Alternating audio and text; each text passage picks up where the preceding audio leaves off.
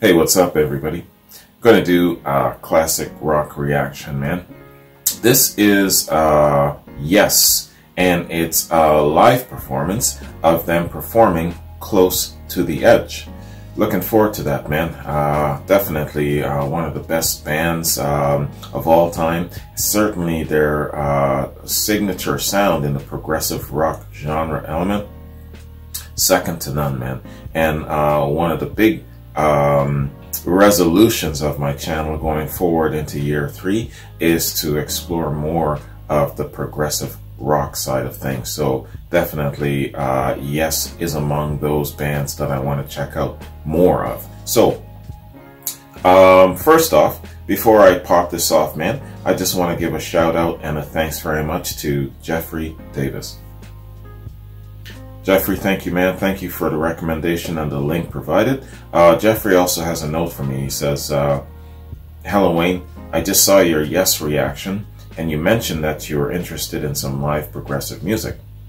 Live at the Rainbow Theatre in London, December 1972, is Yes performing perhaps the greatest progressive rock song of all time, the epic Close to the Edge. It's 18 minutes, and the lyrics are a challenge to understand, like you had mentioned on the studio version. That shit lost me, man. That lost me. I was lost. The instrumentals on this video are incredible, with some fine camera work and a few annoying graphics. Thanks, and I'm a big time progressive rock fan. Jeffrey. All right, Jeffrey. Thank you, man. Let's hit this up. See what these lads are all about in a live setting. Yes, Close to the Edge live. Let's get it.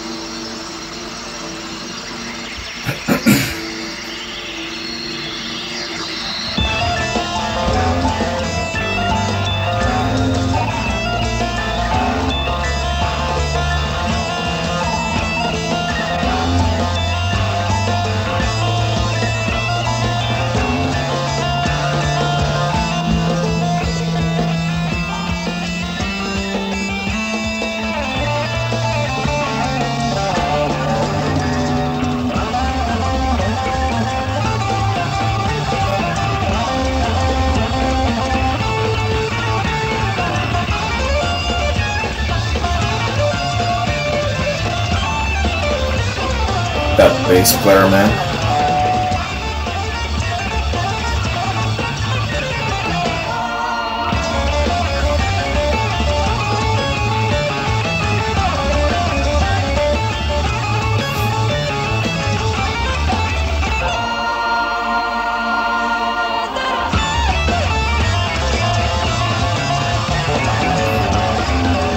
Are these the annoying graphics, Jeffrey?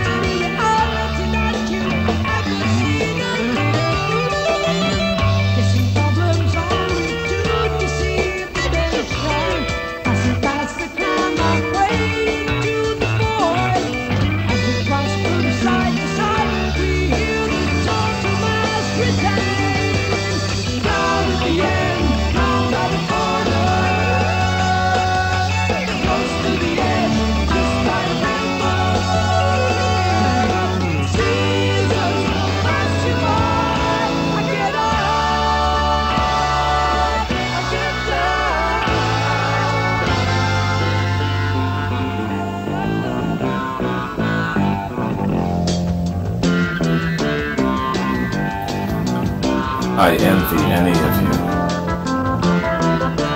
who got to see these guys live, especially performing this live. Damn.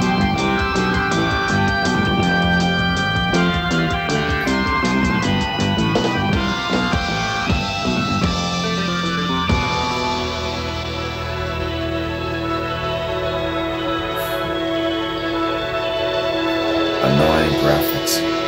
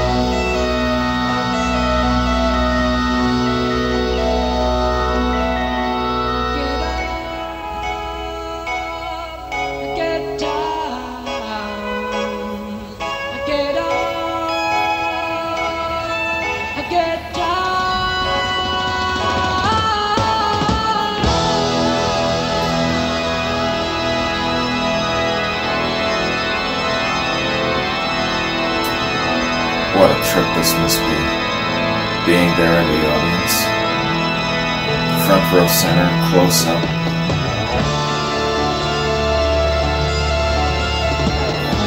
Hearing all of these great sounds.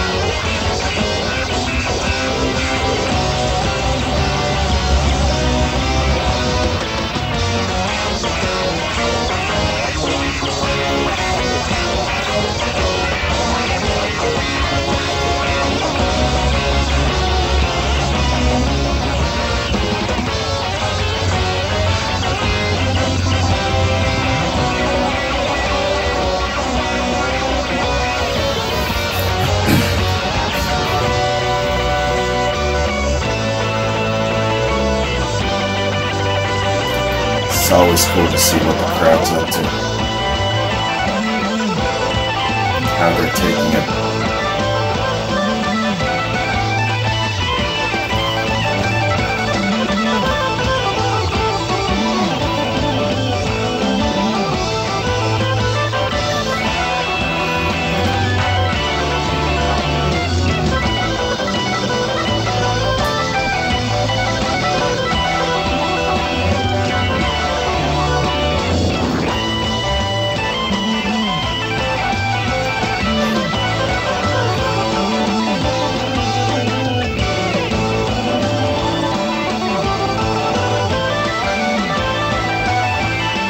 This is mastery.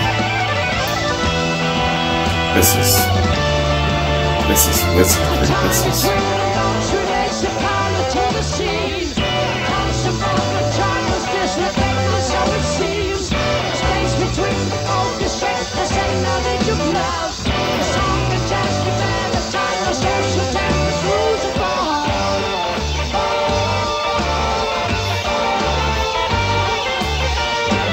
I'll stop trying to interpret what the hell he's singing about. I'm done.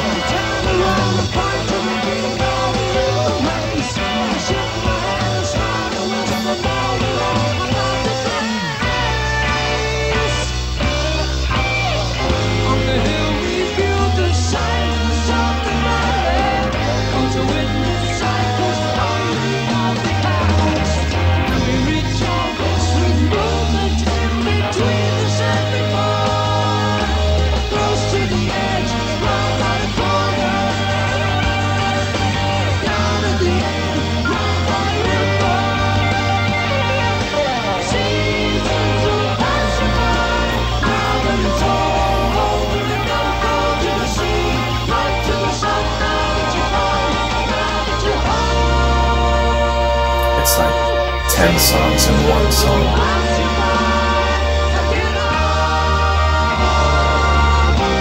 Taking you in different places. Can't keep up.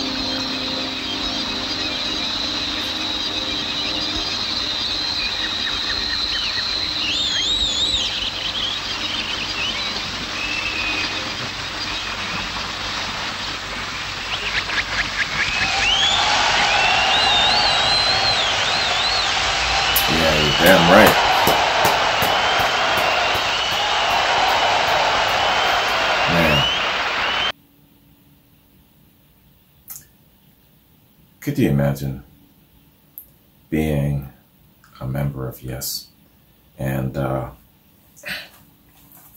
you go about your everyday and you run into someone who might recognize you or whatnot, and they'll be saying something like, yo, so you are among those dudes making those fantastic pieces of music, creating those incredible sounds, you know, and taking everybody on a damn trip. That's you, you know, and you can proudly say, yeah, man, I'm a part of Yes. Damn, man, that would be the shit. Just to be able to say that, that must have been something, especially back in the day, you know. And these guys are very, very, yes, of course, they were notable and they were stars and all of that sort of thing. But my impression too is that they were very, back then, more approachable, more, you can rub shoulders with them a little bit more. You can pick their brain somewhat, you know. You see a concert and you see notable celebrities mixing in with the regular crowd and that sort of thing, you know. I saw a lot of that when I was seeing footage of, like, for example, the Grateful Dead concert. I saw notable celebrities mixed in among the crowd. That was really cool shit. So that's, I imagine that's how it would be at a Yes concert, or you know, just they're approachable, they're reachable. Back then, not so much now, you know? Wow. Yeah, I'd be proud as hell to be a member of Yes and to be able to say, yeah, man, I'm a part of making that awesome sound. Fantastic signature sound. And yes, I'm gonna coin rhymes with teeth. It's a fool's errand to try to interpret the lyrics of Yes, especially this particular song. I don't agree with that sentiment in everything, because I'm definitely a person who likes the mental exercise of interpreting lyrics. But yeah, man, I definitely agree. In regards to this song, you just gotta give that shit up and just be impressed and moved by their great mastery and their great creative prowess. That's it. All right, hey, let's do a little review on Yes. I'm just going to the link here, the song link itself, and there's the album link, but there's the song link has a decent amount of info, plus breakdowns of the song's movement. So let's check it out. Sorry, I got a frog in my damn throat, man. It's like a tickle. I got a cough every time. Close to the Edge is a song by the English progressive rock band Yes, featured on their 5th studio album, Close to the Edge, in 1972. The song is over 18 minutes in length and takes up the entire first side of the album. It consists of 4 movements. Movement number 1, the solid time of change. The progressive nature of the piece is revealed immediately as the song fades in with the sounds of running water, wind chimes, and birds chirping, a layering of sounds derived primarily from environmental tapes collected by lead vocalist Jon Anderson. These nature sounds move through a crescendo and into a somewhat menacing guitar melody, which is composed of what the hell does that say? Cacophonous. That's what it is. Cacophonous musical passage that features a 2-note guitar line which rapidly passes down and then up 4 octaves in 12/8 time. The bass ascends through a line based on the notes of the 2nd mode of the D harmonic minor scale, also called Locrian natural 6, adding an exotic flavor to the already there's that damn word again, cacophonic texture. The guitar melody is punctuated by a series of sudden band harmonized vocals. Again, a crescendo signals a change, this time into a more traditional and less cacophonous melody. Like a classical composition, this melodic passage is the establishment of a theme that will go through many variations throughout the piece. The lyrics are introduced at the 4-minute mark, along with a chorus that repeats throughout the song. Like the previously established melody, this chorus will be developed into many different ways, which will include changes to the lyrical content, as well as changes in time and key signatures, tempo, and harmony. Down at the edge, round by the corner, close to the edge, down by the river. Movement number 2, total mass retain. Total mass retain, read the recs here. For other uses, see conservation of mass. The song continues with generally the same melody and style, though the bass part changes significantly. The chorus here changes to a faster pace and then slows down again at the end of the section. The final words, I get up, I get down, introduce the next segment. This segment, along with a sped up version of the intro of birds chirping at the beginning and a small part of the beginning of I get up and I get down at the end, was remixed at the 3-minute 21-second mark, single prior to the release of the album. It was included as a bonus track on the remastered version of Close to the Edge. This is the shortest of the 4 sections of Close to the Edge. Movement number 3, I get up, I get down. The song significantly slows its tempo and lowers its volume. This segment consists of 2 sets of vocals. The main vocals, sung by Anderson, which contain most of the lyrics, and the backing vocals, sung by Chris Squire and Steve Howe. Steve Howe is the lead guitarist, or the rhythm guitarist, and it's Chris Squire. That's that bassist, man. This dude, man. He's up there with Geddy Lee and John Paul Jones, man. Chris Squire. Gotta remember that. Bassist Chris Squire. At about 12 minutes into the song, Rick Wakeman, recorded on the pipe organ of London's St. Giles Without Cripplegate Church, begins the main theme of this segment, which changes from a major to a minor key as the music progresses.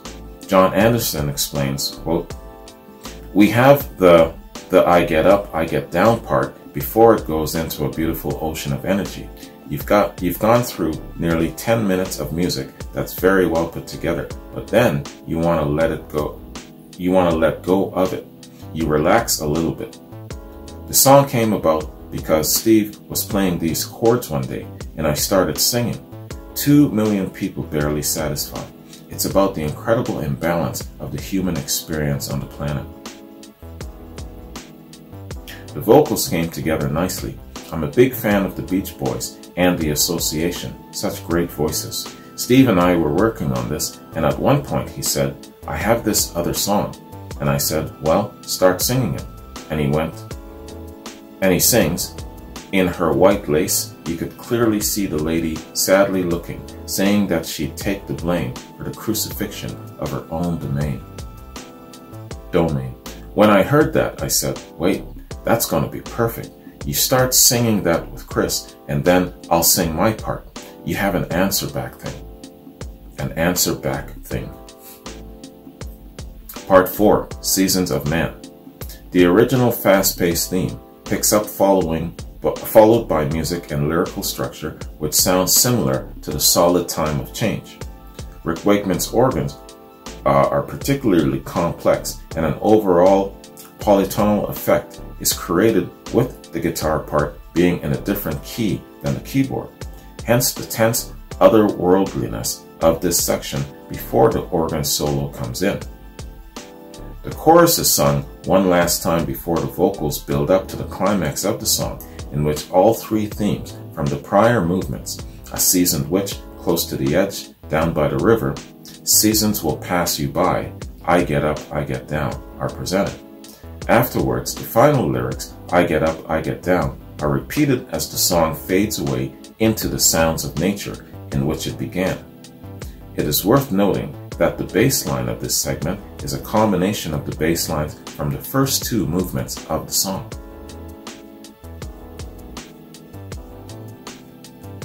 Got it. Lyrics. The lyrical content became a kind of dream sequence in a way. The end verse is a dream that I had a long time ago. Oh, this is John Anderson speaking. The end verse is a dream that I had a long time ago about passing on from this world to another world, yet feeling so fantastic about it that death never frightened me ever since. That's John Anderson. In a 1996 interview, Anderson mentions that the song, indeed, the whole album, is inspired by the Hindu-Buddhist mysticism of Hermann Hesse's 1922 book Siddhartha, spelled Siddhartha. We did one album called Close to the Edge. It was based on Siddhartha. You always come back down to the river. You know, all the rivers come to the same ocean. That was the basic idea. And so we made a really beautiful album.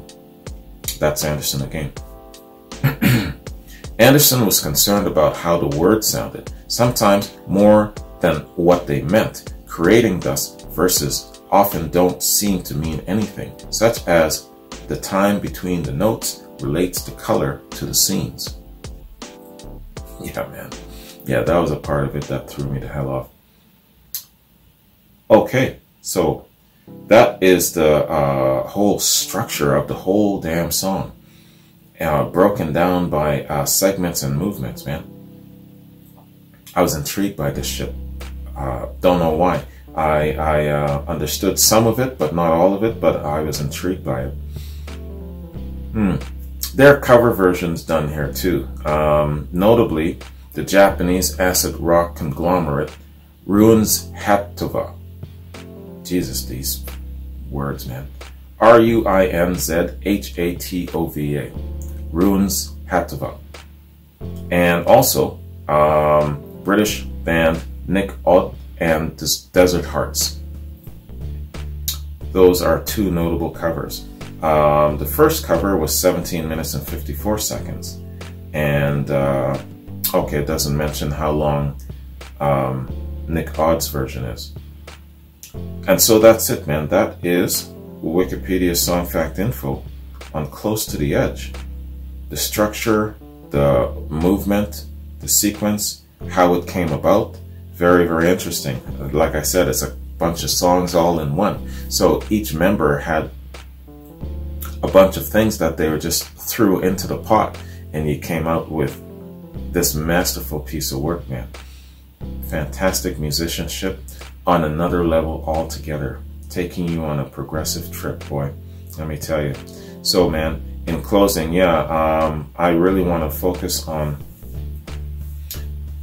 not just basically staying narrow, but I want to really just do more progressive rock. I think that is probably the biggest body of the rock genre that I really have not given as much time as I should. I spend a lot of time on the blues side, you know, the Creams, the Led Zeppelins, and all of that sort of thing. So I want to put a little bit more focus and time towards you know, the progressive side of rock, and also too the southern element. I kind of dropped that ball a little bit, so I want to really, those are the two really big pillars that I want to focus on going forward into year 3 of my channel, man. So hey, excellent, Jeffrey, thank you very much. That was a treat, man. And you know, those thank you for the warning about those annoying graphics. They would have been annoying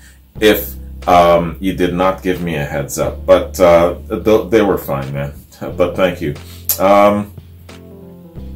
Yeah, man. So basically, I just you know me and my lineup. I've got quads out the yin yang, man. Got to do some quads and stuff like that.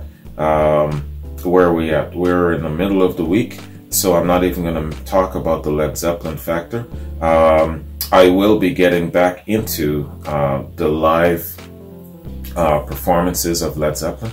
I think it's, what is it? Is it the BBC sessions that's next? I'm not quite sure. I'm gonna have to check my calendar for that.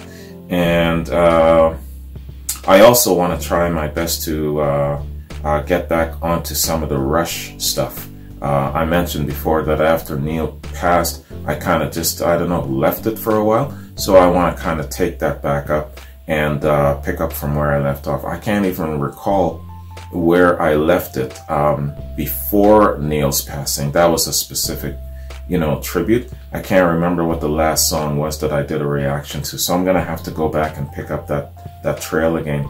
Anyway, I'm just rambling now, man. Jeffrey, thank you very much. This was excellent. Hope you guys liked this reaction. And yeah, man, the visuals of this show were really interesting. The musicianship was on point, man. Can't say enough about it. But I'm not going to say anymore. I'm going to shut up and go. Have a good one. Take care. And I'll see you in another reaction. Peace.